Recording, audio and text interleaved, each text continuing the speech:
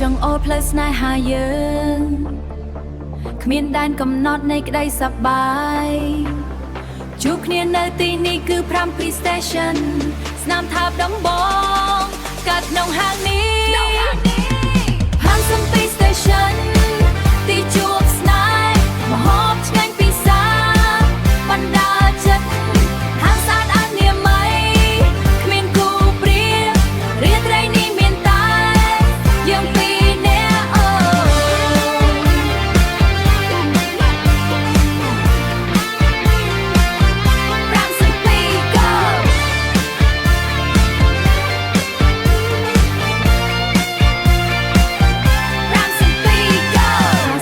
Station